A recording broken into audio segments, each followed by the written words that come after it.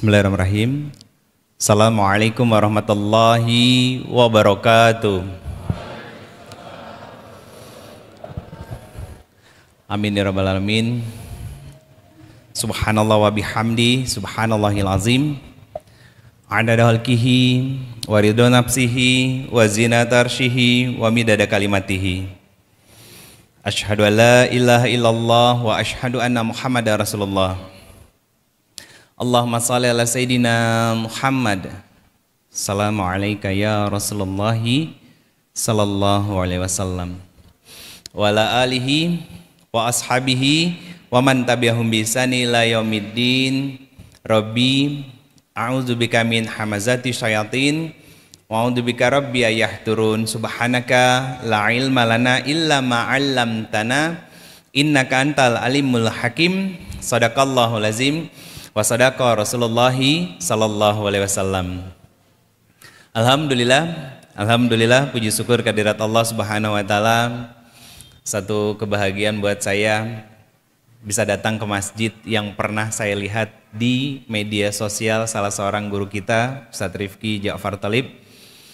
Waktu tahu masjidnya sudah jadi, saya cuma bergumam dalam hati saya, semoga bisa silaturahmi ke masjid yang keren ini. Dan alhamdulillah ala kulli hal, malam hari ini saya bisa bersilaturahmi ke sini dan bisa menatap wajah indah ahli surganya Allah Subhanahu wa taala.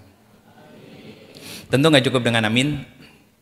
Harus ada ikhtiar yang kita lakukan sebagai seorang hamba, dan semoga setiap kebaikan yang dilakukan di masjid tercinta ini itu pahala dan kebaikannya mengalir untuk mereka-mereka yang ikut berkontribusi demi terbangunnya rumah Allah yang jauh lebih berkualitas. Sebetulnya kita patut malu. Kenapa? Kadang kita ngelihat rumah-rumah warga lebih mewah daripada masjid-masjid tempat ibadah kita. Padahal ini adalah Baitullah, rumahnya Allah, tempat yang penuh dengan keberkahan dari Allah Subhanahu wa taala. Dan bahkan yang lebih sedihnya lagi, kadang masjid-masjid dibuat bagus dan bahkan jarak 200-300 meter ada masjid atau musola berikutnya, tapi masjid yang dibangun itu tidak menjalankan peran sebagaimana mestinya. Itu yang semakin bikin saya sedih. Contoh sederhana, ketika sholat, satu saf, dua saf, makasih mas, jazakumullah khairan. Satu saf, dua saf, apakah itu jamaah masjid? Belum tentu, bisa jadi cuma jamaah sholat. Apa ciri jamaah sholat? Begitu selesai sholat, sholat sunnah langsung pulang. Dan mereka satu sama lain tidak saling mengenal. Maka itu hanya disebut sebagai jamaah masjid. Jamaah sholat, bukan jamaah masjid. Sama seperti bangunannya. Kalau di dalam bangunan masjid itu tidak ada program-program sosial, pemberdayaan, dan bahkan kaderisasi dakwah, dan bahkan yang lebih tinggi lagi halakoh ilmu dan halakoh iman seperti ini, maka bangunannya bukan disebut masjid, tapi bangunannya hanya sebatas bangunan tempat sholat. Jadi terus apa lagi? Imamnya, kalau imamnya tidak mengenal dari ujung kanan sampai ke ujung kiri nama-nama dari jamaahnya, maka dia bukan imam masjid, tapi hanya sebatas imam sholat. Iya, karena dia tidak memahami tentang fungsi dari masjid, padahal dia adalah seorang imam. Dan kita pun sebagai jamaah hanya sebatas jamaah sholat, bukan jamaah masjid. Kenapa? Karena kita pun sebagai seorang jamaah tidak memahami fungsi dari masjid tersebut. Dan ini yang umum terjadi di masyarakat Indonesia yang bikin saya sedih. Itu kenapa satu di antara dua pekerjaan atau khidmatnya kita kepada Allah yang spesifikasinya disebutkan langsung oleh Allah, itu adalah orang-orang yang memakmurkan masjid. Bahasa sederhananya apa? DKM. Disebutin langsung sama Allah di Quran surat ke-9 ayatnya ayat 18. Surat At-Taubah. Apa yang disampaikan oleh Allah Subhanahu wa taala? Saya mohon izin berdiri. Ini baru mukadimah ya sebenarnya. Quran surat ke-9 ayat 18. Kata Allah Subhanahu wa taala, Orang-orang yang memakmurkan masjid adalah orang-orang yang satu, takut kepada Allah, beriman kepada Allah, iman kepada Allah. Yang kedua, iman kepada hari akhir. Yang ketiga, mereka tidak takut kepada apapun kecuali takutnya hanya kepada Allah. Ini spesifikasi detailnya. Jadi orang-orang yang memakmurkan masjid, baik itu para jamaahnya atau bahkan DKM-nya, takmirnya dan lain sebagainya, itu punya kriteria ini harusnya. Dia takut kepada Allah. Kenapa? Tidak ada zat yang lebih besar melebihi Allah Subhanahu wa taala. Bahkan kesombongannya harus diinjak. Jangan sampai itu menjadi sebab kita untuk terpecah belah dalam yang keberadaan jamaah yang ada di dalam masjid. Yang kedua, beriman kepada hari akhir. Nggak cukup dengan beriman kepada Allah, harus yakin dengan adanya hari akhir. Kenapa? Hari akhir semuanya akan dimintai pertanggungjawaban. Yang ketiga, tidak takut kepada apapun dan tidak memiliki kepentingan apapun. Ini yang kadang jadi PR. Saya kadang suka sedih kalau lagi ngisi khutbah Jumat, takmir masjid mengumumkan saldo masjid 100 sekian belas juta atau 100 sekian puluh juta. Kenapa saya sedih? Yang saya pikirkan adalah saat mengumumkan hal seperti itu dengan begitu bangganya, di antara jamaah ternyata ada jamaah yang dari pagi sampai siang belum makan sama sekali. Saya hanya memikirkan bagaimana nanti dia akan meminta pertanggungjawaban dan keadilan kepada Allah. Makanya nggak bisa sembarangan. Jadi ini PR besar buat kita semuanya, untuk kita satu sama lain saling menjaga keharmonisan di dalam rumah-rumahnya Allah. Karena ini miliknya Allah, bukan milik kelompok atau golongan. Jangan sampai karena fanatisme kepada kelompok dan golongan menyampingkan bahwa ini adalah Baitullah, rumahnya Allah, tempat kita beribadah. Jadi apa kaitannya nanti tentang tema kita aku, kamu, dan Allah? Ini tema yang saya coba berikan agar kita mengikis sisi ego di dalam diri kita. Kenapa? Mau jujur ataupun enggak, kita itu makhluk sosial yang nggak bisa melepaskan kehidupan kita dari interaksi dengan orang di sekitar kita. Terutama siapa? Kalau kita masih seorang single, maka dengan orang tua. Kalau kita sudah berkeluarga, maka orang yang mendapatkan kebaikan dari diri kita yang pertama adalah keluarga kita. Siapa? Suami, istri, anak-anak, orang tua. Kemudian apalagi? Lingkungan di sekitarnya. Kadang kita kebalik. Kegiatan sosial kerennya luar biasa, tapi sama keluarga berantakan, ya nauzubillah. Itu yang sering terjadi. Jangan sampai semuanya kita balik. Nah, apa kaitannya dengan masjid? Bahwa tidak ada tempat yang paling baik untuk membentuk seorang manusia kecuali masjid. Bukankah saat kita ingin mengerjakan sholat, imam mengatakan sawu sufufakum fa inna tasfiyatas sufu min tamamis shalah, lurus dan rapatkan. Artinya bukan hanya sebatas merapatkan secara fisik, tapi yang lebih hakiki daripada itu adalah kita merapatkan hati kita. Dengan siapa? Saudara di kanan dan saudara di kiri kita. Artinya yang namanya merapatkan hati itu mengenalnya sebagai saudara seiman. Tapi Ustadz, kalau dia musafir bagaimana gitu? Itu kalau musafir beda halnya pembahasannya. Tapi kalau ternyata masyarakat di sekitar tempat tinggal kita, itu yang jadi PR besar buat kita. Jangan sampai sering ke masjid tapi nggak kenal. Oh iya, saya tahu kok dia sering ke masjid. Pokoknya kalau jadi jamaah itu selalu soft pertama dan di pojok sebelah kanan. Tapi nggak pernah tahu namanya. Nah, itu kita ada masalah. Berarti kita hanya sebatas jamaah sholat, belum menjadi sebuah jamaah dari masjid Nur Hasan ini. Ini jadi PR besar untuk kita semuanya. Semoga bisa menjadi perhatian ke depannya untuk kita betul-betul bisa menghidupkan masjid yang sudah sangat luar biasa ini, dan ini menjadi amanah besar untuk kita semuanya. Adik-adik yang para santri, kemudian takmirnya, dan kita masyarakat yang ada di sekitar dari masjid ini, Ayo kita sama-sama jaga rawat apa yang sudah Allah amanahkan ini kepada kita. Jangan sampai nanti bangunan ini justru memberatkan hisab kita di hadapan Allah. Karena apa? Bukan hanya sekedar keren secara tampilan fisik, tapi yang lebih penting adalah keren dalam hal aktualisasi program-programnya. Terutama bisa merangkul anak-anak mudanya, bisa mengajak menjadi fasilitas untuk mereka belajar. Bagaimana caranya? Pikirkan tentang program-program kebaikan untuk anak-anak muda, sehingga masjid ini ramah dengan anak muda, ramah dengan anak-anak, ramah dengan segala kebaikan dan lain sebagainya. Karena apa? Kita generasi yang sudah berumur, saya nggak mau bilang tua, takut kualat.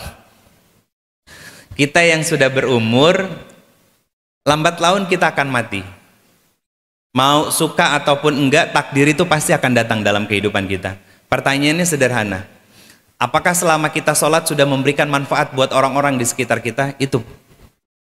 Kalau enggak, maka nggak akan ada nilai tambahannya dalam kehidupan kita. Kenapa? Karena kita hanya sebatas jamaah sholat, bukan jamaah masjid. Dan ini pun hanya menjadi tempat sholat, bukan menjadi masjid. Karena dalam sejarah Islam, peradaban itu dibangun di masjid. Semua strategi perang, kalau sekarang kan nggak mungkin perang. Apa yang kita pikirkan di masjid? Strategi dakwah. Dengan Pare yang menjadi ikon besarnya adalah kampung Inggris, yang orang datang dengan berbagai macam culture, berbagai macam kebiasaan, berbagai macam latar belakang dan lain sebagainya. Saya berharap suatu saat semoga Masjid Nur Hasan ini bisa menjadi salah satu role model masjid untuk masjid yang ramah dengan anak muda. Apalagi sebenarnya udah cocok ini ambience-nya, maksudnya di luar dengan lampu-lampu hiasnya dan lain sebagainya. Hanya tinggal kita memikirkan gagasan, ide bagaimana ini menjadi tempat yang menyenangkan untuk anak muda. Contoh, kalau ada yang punya unit usaha kafe, bikin di depan. Jadi di kafenya dikasih tulisan, begitu azan wajib ke masjid, begitu azan wajib ke masjid. Itu salah satu cara untuk kita mendorong anak muda suka dengan masjid. Jadi itu tuh sesuatu yang sederhana sebetulnya, tapi punya nilai besar di sisi Allah Subhanahu wa Ta'ala. Kenapa? Karena begini, orang-orang yang peduli adalah orang-orang yang sudah selesai dengan keakuan di dalam dirinya. Dia udah nggak mikirin tentang dirinya lagi. Peduli ini berarti dia salah satunya adalah tenggelam dalam dunia dakwah. Dia udah nggak mikirin tentang dirinya sendiri. Yang dia pikirkan apa? Keselamatan saudaranya. Saya nggak mau masuk surga sendiri. Kenapa? Karena saya pengen bareng-bareng sama orang-orang yang menjadi teman saya, menjadi sahabat saya, menjadi keluarga saya, menjadi orang tua saya dan lain sebagainya. Dia sudah tidak lagi memikirkan tentang dirinya, dan yang dia pikirkan adalah kebermanfaatan buat orang-orang di sekitarnya. Nah, itu yang menjadi PR buat kita. Kenapa? Kebanyakan dari kita masih memikirkan tentang diri kita sendiri. Datang ke masjid, selesai sholat, pulang. Datang ke masjid, selesai sholat, pulang. Paling lama, salaman, ngobrol sebentar, habis itu pulang. Nah, ini yang jangan sampai itu menjadi kebiasaan yang dihidupkan di masjid ini. Tapi masjid ini harus menjadi sebuah gagasan, ide yang melahirkan banyak program kebaikan. Bukankah sudah banyak lahir orang-orang hebat dari kampung Inggris ini? Kenapa tidak dilahirkan juga dari masjid ini? Masjid ini sudah susah payah dibangun oleh Allah melalui perantara kita semuanya yang terlibat, masyarakat dan lain sebagainya. Harusnya kita pun memikirkan tentang apa? Program kemanusiaannya. Karena apa? Percuma, kata Abdullah ibnu Mas'ud, beliau mengatakan, tidak akan pernah diterima seseorang sholatnya sebelum dia tunaikan apa yang menjadi hak atas saudaranya. Apa? Infak, zakat, dan sedekah. Kebermanfaatan. Ini yang semalam saya tafakurin ketika ngikutin event Urip Iku Urup.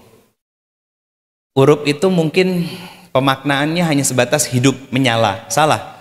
Ternyata semalam Ustadz Jazir menjelaskan lebih detail. Urup itu artinya kita menjadi sumber kebermanfaatan yang luas. Itu urup. Jadi hidup kita itu menjadi sebab orang bahagia karena adanya kita. Kita tuh menjadi sebab untuk orang lain itu mau ke masjid. Kita tuh menjadi sebab orang lain untuk mau tutup aurat. Kita tuh menjadi sebab orang lain bahagia dan kemudian senang dalam ketaatan kepada Allah dan Rasulnya. Pertanyaan saya, dalam lingkup kecil, ini di belakang ada beberapa bapak-bapak. Apakah kita sudah menjadi sebab keluarga kita taat kepada Allah dan anak kita di subuh hari bisa kita dorong untuk masuk ke dalam masjid, menunaikan sholat subuh berjamaah? Itu PR-nya. Dan ini yang dikatakan oleh Nabi Yakub alaihissalam kepada putra-putranya. Apa yang dikatakan oleh Nabi Yakub kepada putra-putranya? Ya bunayya ma ta'buduna min ba'di. Wahai anak-anakku, siapa yang akan kalian sembah nanti sepeninggalku? Tanya itu, Pak. Dan ini jadi bekal buat adik-adik ketika nanti menjadi seorang ayah, dan buat adik-adik juga yang masih perempuan, yang masih sendiri, itu untuk menjadi ibu. Pastikan kalian bisa mendorong anak-anak kalian nanti untuk mau memakmurkan rumah-rumahnya Allah Subhanahu wa taala. Kalian bisa mendorong suami-suami kalian nanti untuk bisa memakmurkan rumah-rumahnya Allah Subhanahu wa taala. Ma ta'buduna min ba'di. Siapa yang akan kalian sembah nanti sepeninggalku? Kata Nabi Yakub alaihissalam. Apa dijawab oleh anak-anaknya Nabi Yakub alaihissalam? Bahwa kami akan menyembah Tuhannya Ibrahim, Tuhannya Ismail, dan Tuhannya Ishak. Nenek moyangnya mereka kan? Karena Nabi Yakub alaihissalam adalah putra dari Nabi Ishak. Ishak alaihissalam. Artinya apa? Kalau sudah punya jawaban yang kokoh seperti itu, maka seorang ayah ini akan dikatakan sukses dalam mendidik anak-anaknya. Ada satu kitab yang saya baca, namanya kitab Tuhfatul Maudud, Ahkamul Maulud, karyanya Imam Ibnu Qayyim Al-Jauziyah. Apa yang disampaikan oleh beliau, pendek saja saya ambil. Sebab kerusakan anak di muka bumi ini adalah para ayah. Saya ulangi. Sebab dari kerusakan anak di muka bumi ini adalah para ayah. Kenapa? Cek aja waktu subuhnya, Pak. Paling gampang nggak itu?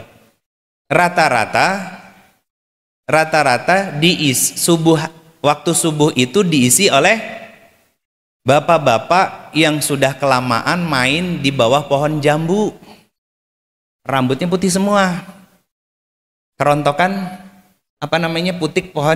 putik dari jambu, udah putih semua. Anak mudanya kemana? Itu yang selalu saya tanyain, Pak. Ini tentang keakuan loh, tentang keakuan. Gimana kita bisa peduli dengan keselamatan iman keluarga kita kalau ternyata kita pun hanya memikirkan diri kita sendiri, terutama yang punya anak laki-laki.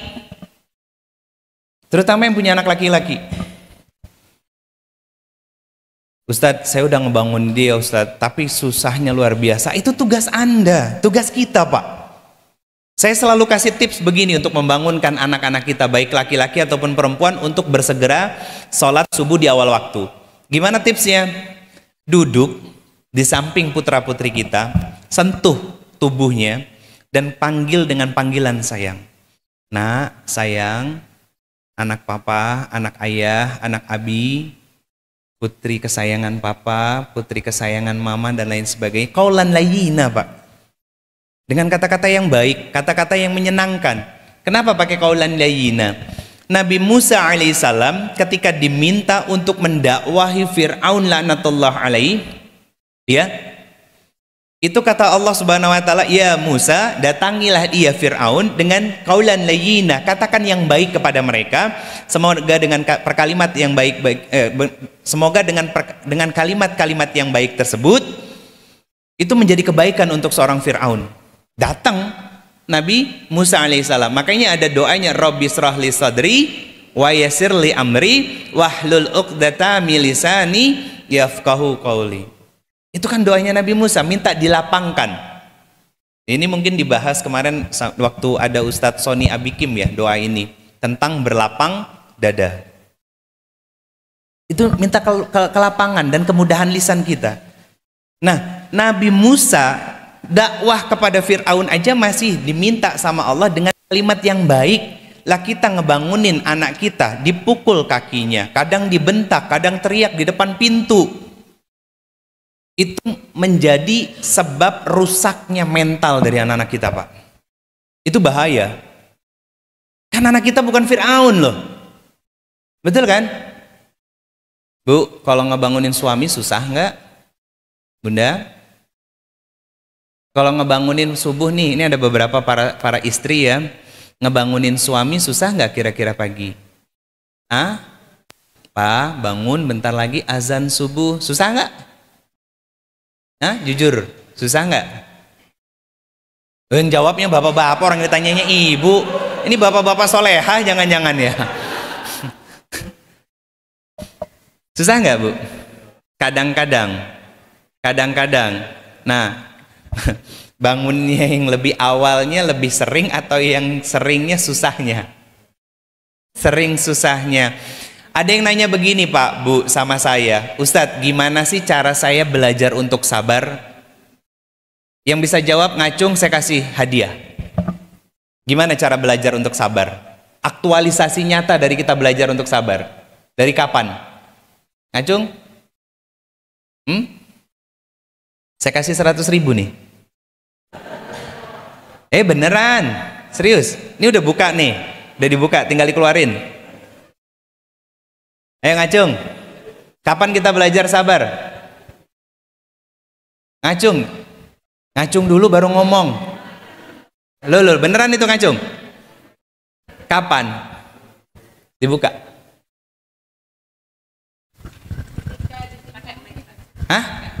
Oh, ketika ditimpa musibah. Ada yang lain? Ada yang lain? Coba. Kapan sayang?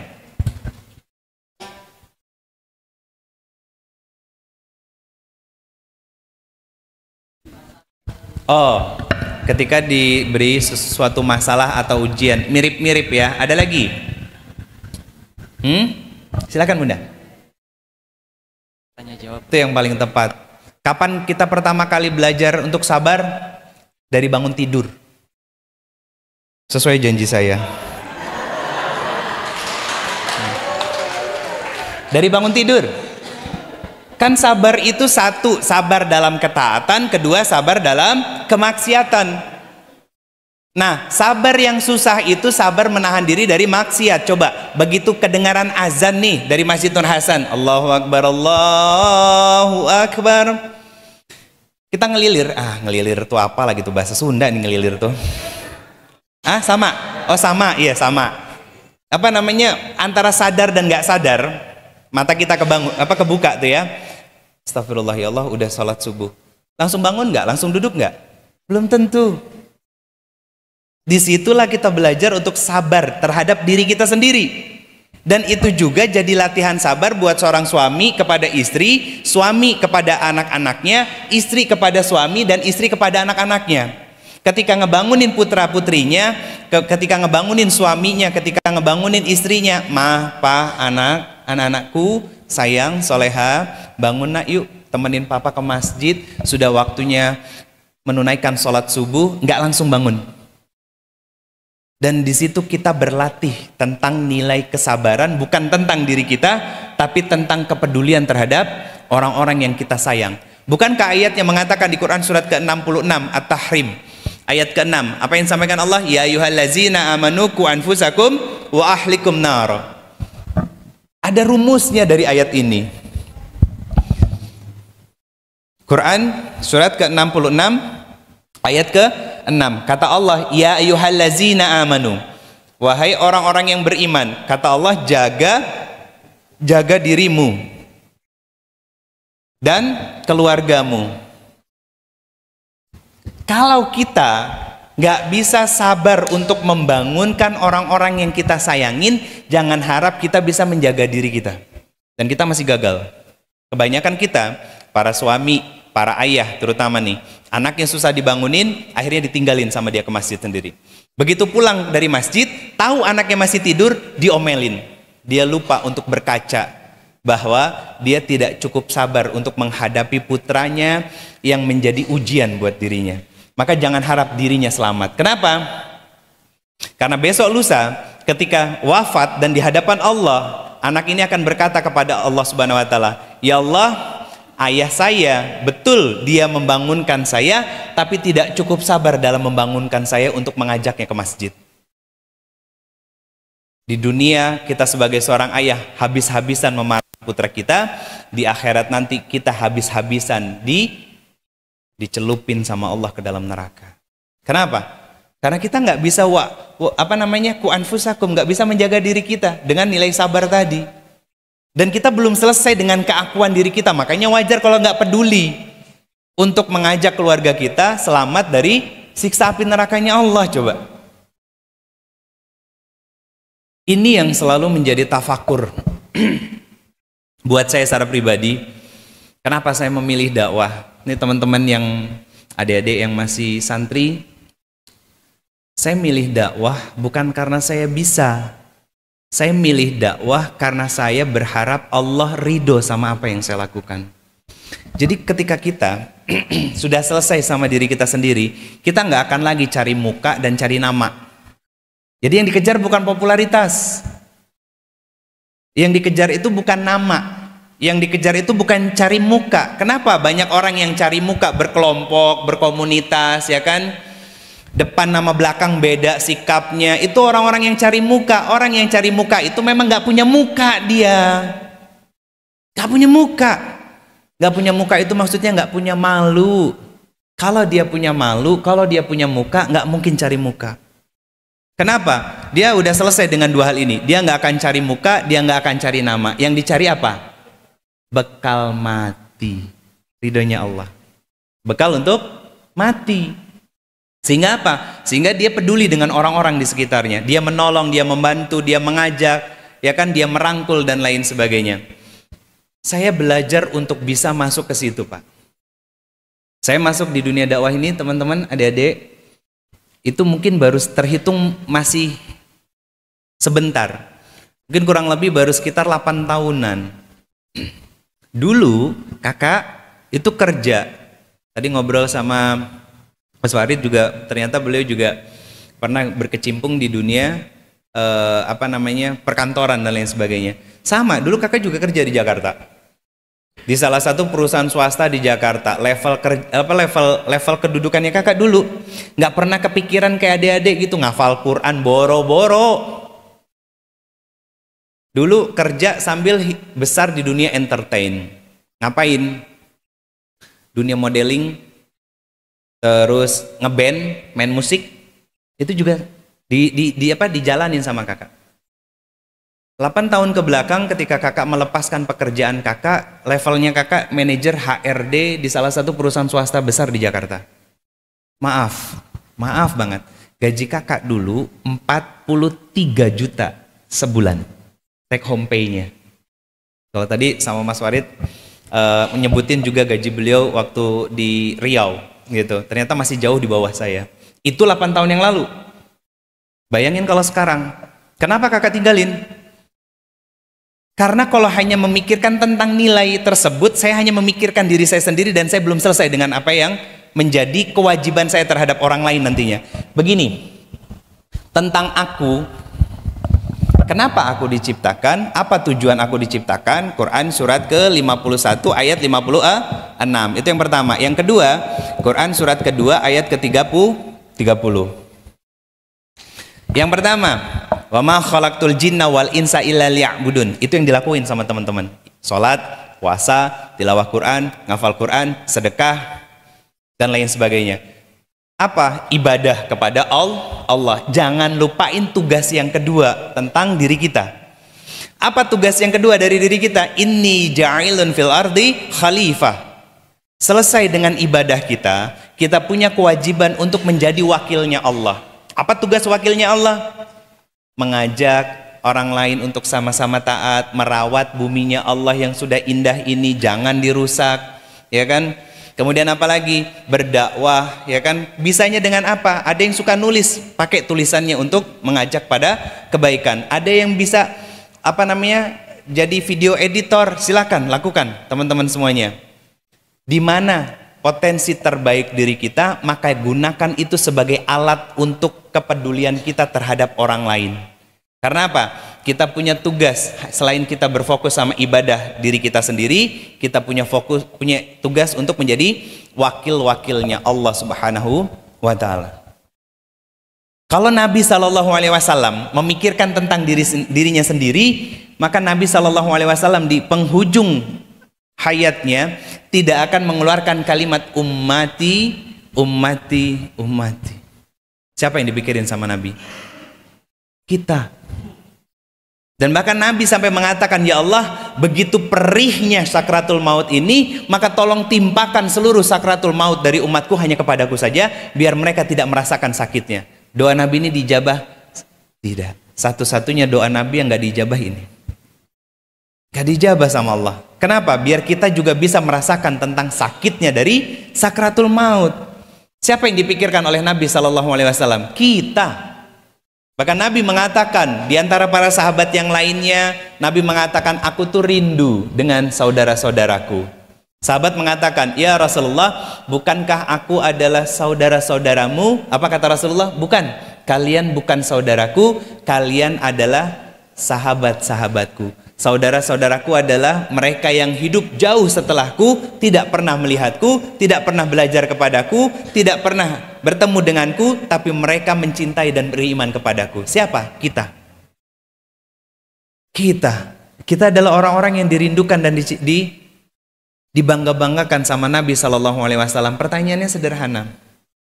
Sudah belum kita melakukan apa yang menjadi sesuatu yang disyariatkan oleh Nabi SAW?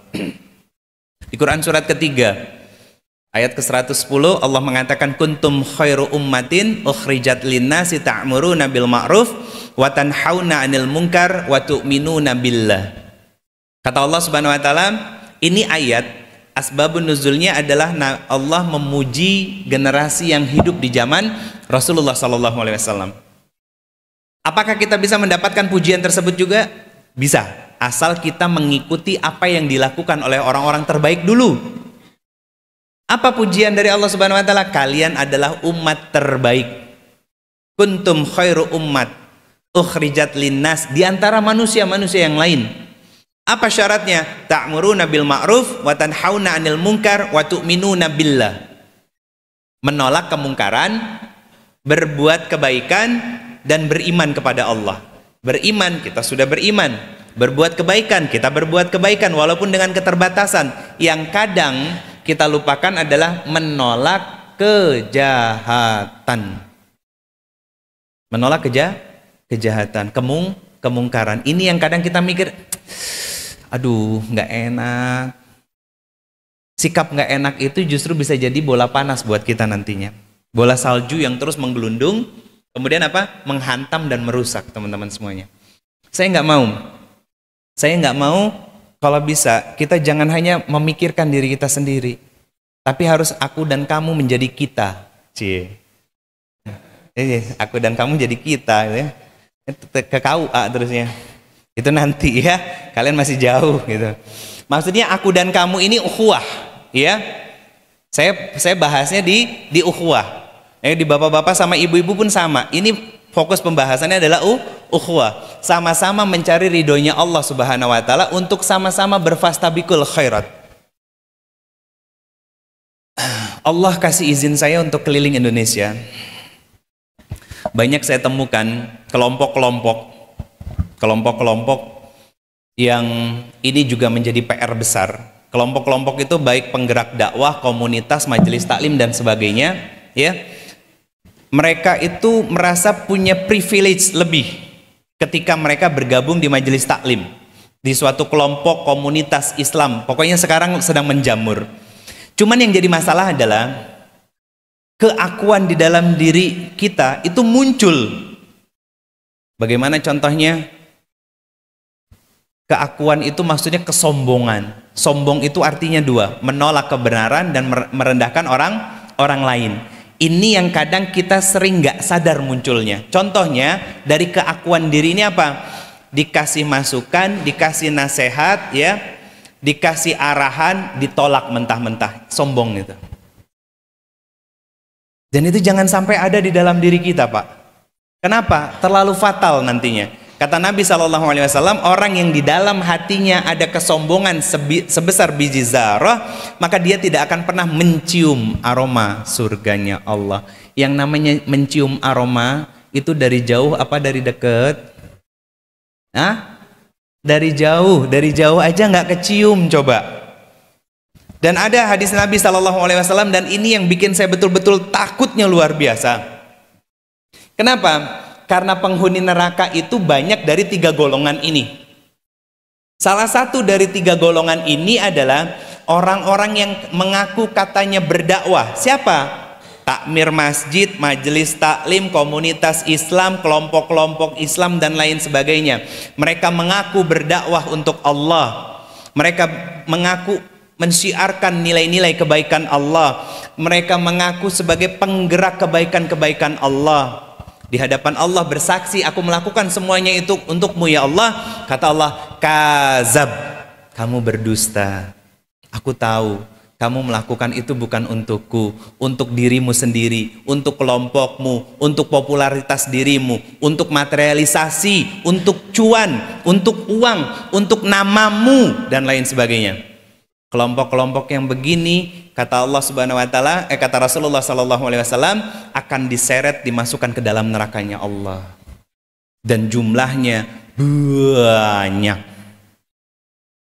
Kelompok yang kedua, siapa? Mereka yang bersedekah. Mereka adalah orang-orang yang dilapangkan secara materi oleh Allah. Mereka bersedekah. Bersedekahnya katanya untuk Allah. Kan ada kan orang yang datang ke masjid, Pak, tulis ya, tulis aja namanya hamba Allah dalam kurung, tapi jangan lupa nama saya. Ada tuh yang begitu, ada. Dia tetap pengen tampil gitu, dia cari muka, dia cari nama, dia bukan fokus pada untuk mencari bekal mati. Ya Pak ya, tulis hamba Allah dalam kurung nama saya. Kata Allah Subhanahu wa taala, kazab, kamu melakukan itu semua bukan untukku, tapi untuk dirimu sendiri. Kamu pengen dianggap sebagai orang yang dermawan, kamu pengen dianggap sebagai orang yang royal dan lain sebagainya. Kata Allah Subhanahu wa taala, kamu berdusta, dan apa yang dilakukan? Diseret, dimasukkan ke dalam neraka. Yang ketiga, jihad. Adik-adik, belajar untuk siapa?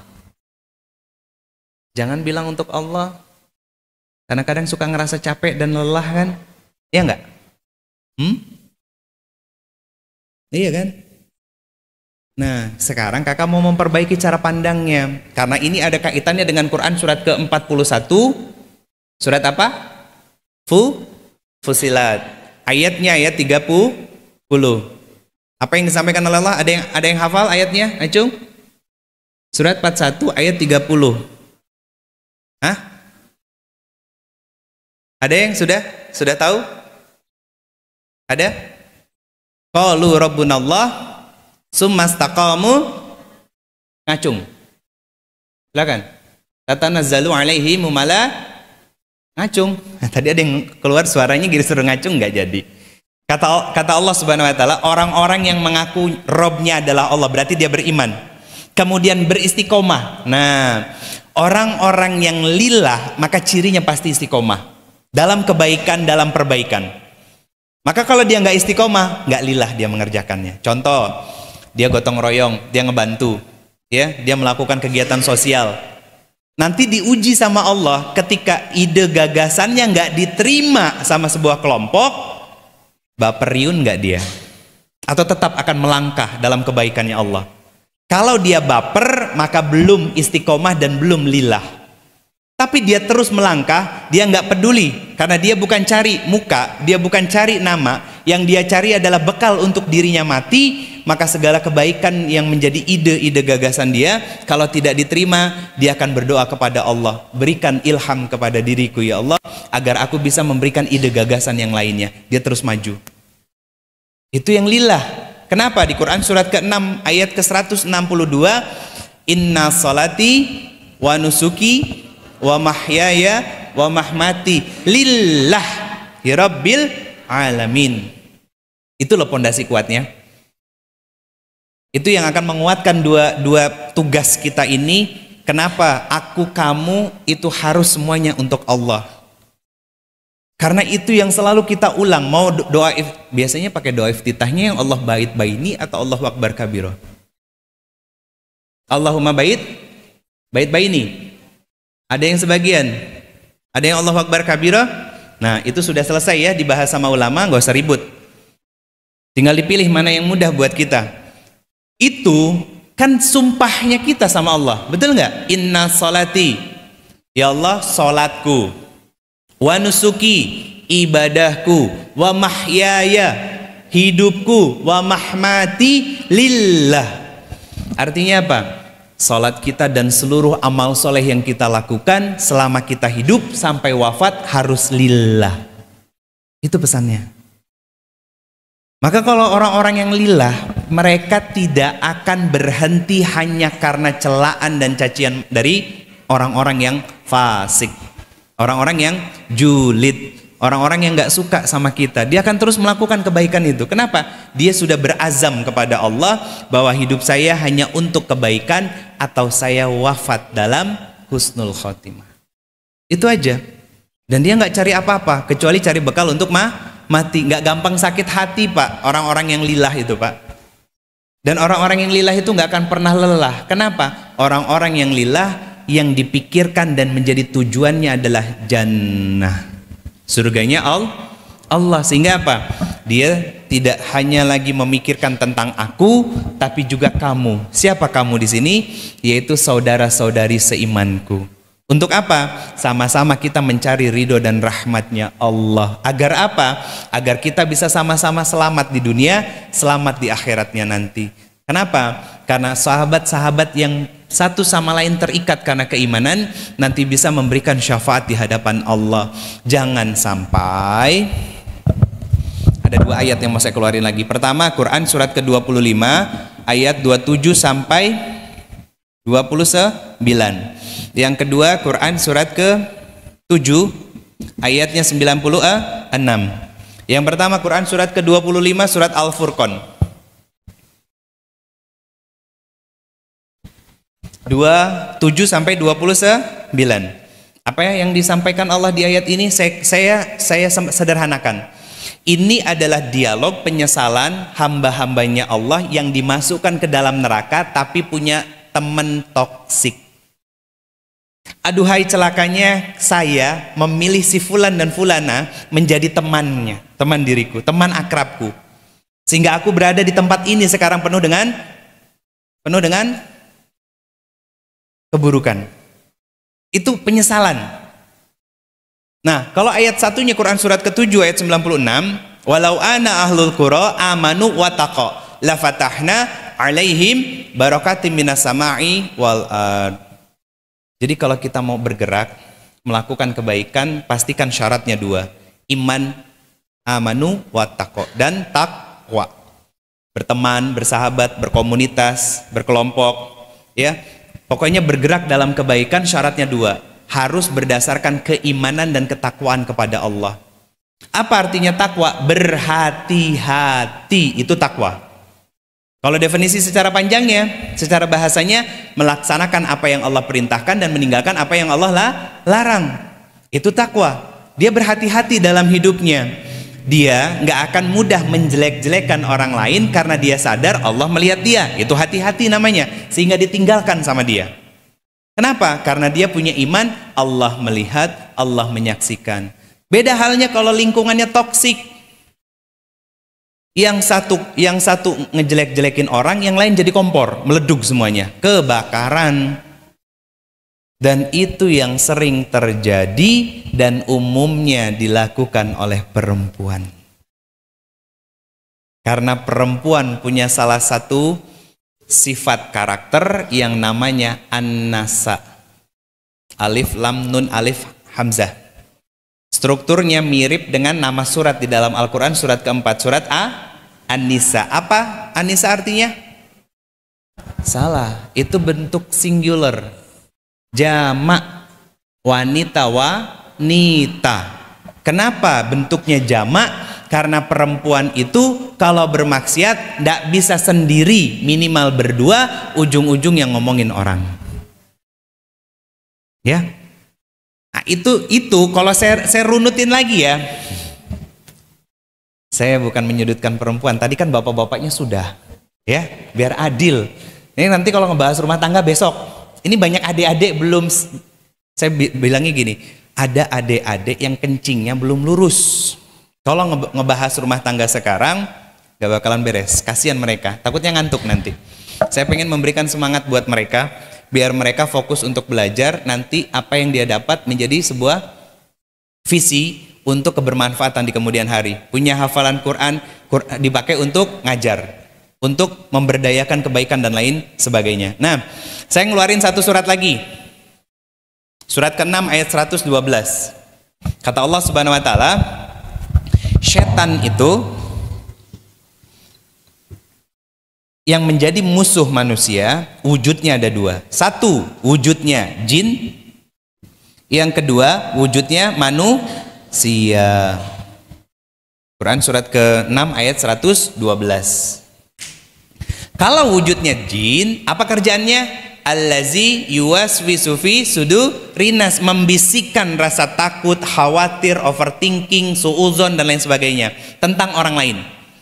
Cuman pada tahapan itu, setan dalam bentuk jin. Yang bahaya itu kalau setannya sudah mau wujud manusia.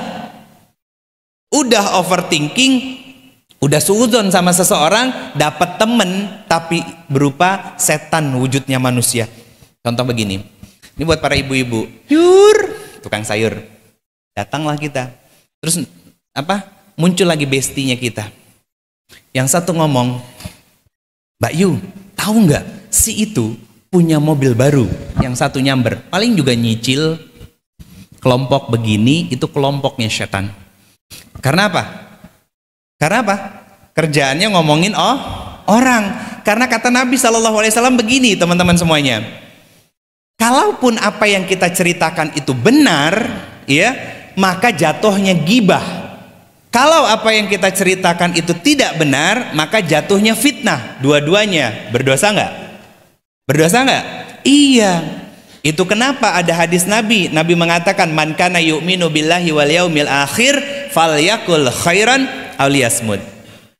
Orang-orang yang beriman kepada Allah dan hari akhir. Kenapa ini dijadikan satu? Beriman kepada Allah dan hari akhir tadi masuk juga dalam kriteria para orang-orang yang memakmurkan masjid. Karena di dalam masjid dia sudah meyakini Allah melihat dan menatap dirinya, maka kebiasaan baik itu dijaga keluar dari masjid, sehingga dia tidak akan sembarangan ngomong kecuali hanya dua. Dia akan ngomong yang baik, kalau tidak dia memilih untuk diam. Ustadz, katanya ada yang gibah dibolehin. Boleh, ada. Tapi pertanyaan saya gini, saat kita mau ngomongin kejelekan seseorang, jangan dilibatkan perasaan kita. Ya, jangan dilibatkan perasaan kita. Satu itu. Kedua, kalau bisa jangan menyebutkan siapa namanya. Contoh begini, ada yang nyalek nih, ternyata mantan koruptor. Kan bedanya kita begitu ya. Kita rakyat biasa mau nyari kerja harus pakai SKCK. Padahal kita nggak pernah bikin kesalahan apapun. Iya, giliran mantan koruptor bisa nyalek dan nggak perlu pakai SKCK, gitu. Ada mantan koruptor, dia nyalek lagi, gitu. Atau ada yang nyalon jadi lurah, tapi hidupnya belangsak. Boleh nggak kita ngomong? Boleh. Jangan pilih si fulan karena latar belakangnya hitam. Cukup di situ. Nggak beleberan kemana-mana ala emak-emak yang semuanya keluar. Nggak bisa ngerem. Kenapa? Karena terlibat perasaannya, dan disitulah setan bermain untuk ngipas-ngipasin kita. Karena apa? Begini teman-teman, kenapa kita stop di situ buat bapak-bapaknya juga, ya? Karena zaman sekarang yang julid itu bukan cuman ibu-ibu, bapak-bapaknya pun sama, gitu. Kenapa? Karena saat kita menjelek-jelekan seseorang, saudara muslim kita, dan itu sudah terlampau jauh, maka setan menang. Pertama, kenapa? Dia bisa membuat kita menjelek-jelekan orang lain dan mereka tertawa terbahak-bahak. Jangan sampai mereka menang dua kali. Kapan? Saat ukhuwah kita sama mereka tercerai-berai, dan itu yang dimau sama mereka. Dan itu yang diinginkan sama mereka. Maka kalau mau iri itu, iri pada kebaikan, iri pada ilmu, iri pada harta yang diberikan kepada orang-orang yang beriman dan kemudian dipakai untuk jalan dakwah. Kenapa? Karena dia sudah tidak lagi memikirkan tentang dirinya. Yang dia inginkan adalah aku dan kamu sama-sama berukhuwah cari bekal untuk mengharapkan ridhonya Allah. Dan itu yang harus menjadi sebuah keyakinan dalam kehidupan kita, dalam diri kita sebagai seorang Muslim. Karena apa? Seorang Muslim itu karakternya seperti air. Tahu air? Sifatnya air tahu? Sifatnya air itu selamat dan menyelamatkan. Itu kan air. Apapun yang dilempar ke apapun yang dilempar ke lautan, itu lambat laun dia pasti akan terdorong sampai ke tepian pantai. Dia selamat dan juga menyelamatkan. Itu air. Air itu selalu mengalir ke tempat yang rendah. Artinya apa? Orang yang beriman itu rendah hati, nggak sok-sokan, nggak ngerasa paling berpengalaman dan lain sebagainya. Semoga DKM Masjid Nur Hasan berisi bukan hanya yang sudah sepuh, tapi juga generasi mudanya. Kenapa? Saya mohon izin Pak, saya menyampaikan tentang sejarah bahwa sekelas Umar bin Khattab radhiyallahu anhu, kalau ada masalah kenegaraan, yang dipanggil itu bukan orang tua. Karena pengalaman tidak selalu menyelesaikan masalah. Siapa yang dipanggil? Salah satunya adalah Abdullah ibnu Abbas. Seorang anak muda, ahli Quran, yang cara berpikirnya brilian. Gagasan idenya diminta pendapatnya oleh Umar bin Khattab sehingga menyelesaikan masalah-masalah kenegaraan. Libatkan anak-anak muda Pak.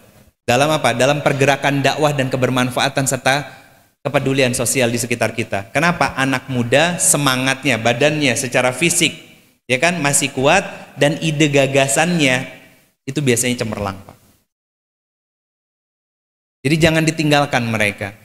Karena dalam sejarahnya sekalipun Nabi SAW pernah memerintahkan seorang anak muda di usia 18 tahun untuk menjadi panglima perang yang dipimpinnya isinya siapa? Khalid bin Walid, Umar bin Khattab, dan sahabat-sahabat senior yang lainnya. Siapa nama anak muda tersebut? Usamah bin Zaid bin Harisah. Usia 18 tahun loh. Tapi sudah menjadi panglima perang Pak. Kenapa? Karena Nabi melihat kebaikan di dalam diri anak ini. Dia adalah cucu angkatnya Nabi berarti. Kenapa? Karena Zaid bin Harisah adalah putra angkat dari Nabi Shallallahu Alaihi Wasallam. Dan kita itu dimulai dari mana? Dari masjid. Karena Nabi sangat mengenal anak muda ini. Sama seperti saat kita menjadi imam masjid, maka kita harus mengenal kelebihan dan kekurangan dari jamaah masjidnya kita.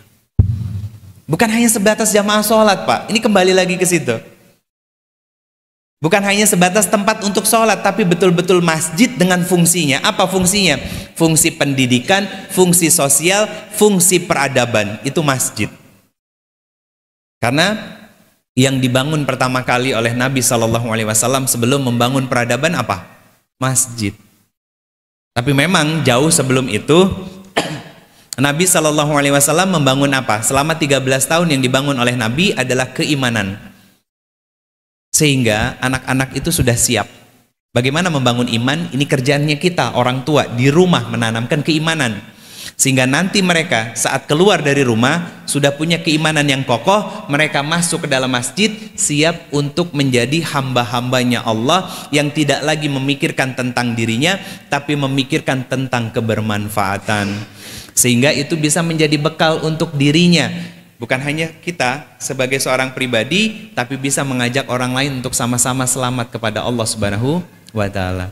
Adik-adik yang punya hafalan Quran, punya potensi, senangnya apa? Senang melukis, senang menggambar, maka jadilah seorang desain grafis yang hafal Quran. Sehingga dengan ilmu desain grafisnya teman-teman bisa membantu dan menjadi konten kreator Islam. Yang bikin picknote lucu-lucu gitu kan, yang warna-warni dan lain sebagainya. Pakai ilmunya teman-teman semuanya.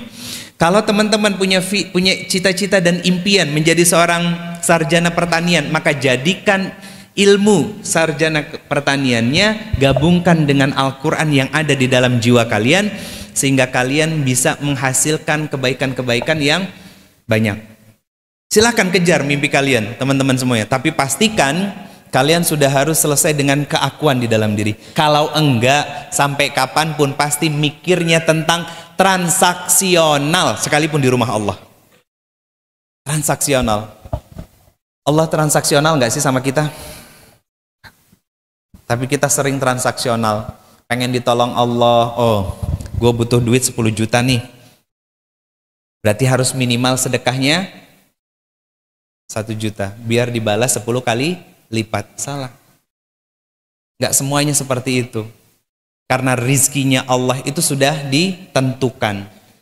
Mungkin ada orang yang diberikan rizki oleh Allah, sebetulnya jatah rizkinya, ya, jatah rizkinya 1 miliar, tapi dia hanya diberikan 100 juta oleh Allah, maka 900 jutanya diakumulasikan oleh Allah dalam bentuk apa? Keluarga yang sakinah, anak yang sehat, usaha yang berkah, silaturahminya yang luas, mudah dia untuk belajar, ibadahnya nikmat dan lain sebagainya. Itu rizki. Tapi ada orang yang rizkinya 1 miliar tapi dia mengambil 10 miliar, maka yang 9 miliarnya Allah akan akumulasikan. Rumah tangganya nggak nyaman, anak-anaknya belangsakan semuanya, rusak.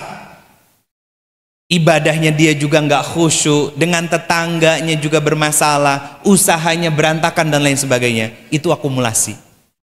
Saat kita hanya memikirkan nilai dan transaksional dengan Allah, tapi tidak memikirkan tentang kepedulian dan kebermanfaatan. Bahkan di surat Al-Asr Allah mengatakan wal asr innal insana lafil husr illa lazina amanu wa amilus salihat wa tawassaw bil haq wa tawassaw bis sabr. Allah kalau sudah bersumpah itu mustahil sesuatu itu nggak penting, pasti penting. Wal asr innal insana lafil husr. Sungguh ada kalimat taukid. Inna, kalimat taukid, penekanan dari Allah bahwa sungguh kalian manusia semuanya dalam kondisi rugi. Illa lazina amanu, kecuali yang beriman. Cukupkah dengan iman? Berhentikah ayat itu? Enggak. Ada lanjutan dari ayat itu. Illa lazina amanu wa amilus salihat wa tawassaw bil haq wa tawassaw bis sabr. Kecuali orang yang beriman, kemudian dia beramal soleh, dan dia berdakwah dan mendakwahi orang-orang di sekitarnya dengan kesabaran dan dengan kebenaran. Kenapa? Tentang amal soleh, karena kita nggak bisa membeli surganya Allah hanya dengan pahala hafalan Quran. Kita nggak bisa membeli surganya Allah hanya dengan ibadah sholat. Ibadah puasa kita yang terbatas. Tilawah Quran kita yang terbatas, sedekah kita yang nggak seberapa. Maka Allah bukakan peluang amal soleh yang lebih luas, lebih besar. Itulah yang disebut dengan dakwah. Kenapa? Karena kita ingin kembali kepada Allah dalam kondisi Allah ridho kepada kita. Kembali kemana? Ke dalam surganya Allah. Surganya Allah itu syaratnya ada 2. Di Quran surat kedua ayat 25. Wabashiril lazina amanu wa amilus salihat. Berikan kabar gembira kepada orang-orang yang beriman dan dia mengerjakan amal soleh. Apa kabar gembiranya? Allah menyediakan surga yang di bawahnya mengalir sungai-sungai untuk mereka. Apa syarat masuk surga? 2. Wabashiril lazina amanu wa amilus salihat. Syarat masuk surga 1. Punya iman. 2. Mengerjakan amal soleh. Iman, kita sudah terlahir dalam kondisi beriman. Kita tumbuh juga dengan iman. Maka fokuskan kita kemudian pada bekal amal soleh. Amal soleh kita tidak cukup hanya dengan ibadah salat, tilawah Quran kita yang nggak seberapa, sedekah kita yang kadang suka pilah-pilih, ya kan? Puasa kita juga yang kita kerjakan cuman Ramadan doang. Itu pun puasa ya puasa, ngomongin orang tetap jalan, ya kan? Gak ada. Ya Allah Pak, kalau dibandingin dengan dosa yang kita lakukan dari bangun tidur sampai tidur lagi, rasanya gak seimbang kalau menurut saya. Maka mulailah kita belajar untuk berdakwah. Berdakwah terhadap diri sendiri, berdakwah untuk keluarga, berdakwah untuk teman-teman, berdakwah untuk istri, untuk suami, untuk anak-anak. Semoga Allah mencatatkan itu sebagai sebuah kebaikan dan amal soleh tanpa batas untuk kita semuanya, sehingga Allah meridhoi kita dan kemudian memasukkan kita ke dalam surganya Allah Subhanahu wa ta'ala. Karena amal jariah itu nggak akan pernah putus. Kayak adik-adik belajar Quran, pastikan belajar Quran bukan untuk cari muka dan bukan untuk cari nama. Karena sekarang banyak memperbagus bacaan, ya, kemudian direkam, kemudian diupload di media sosial, followernya makin banyak, endorse-nya mulai berdatangan.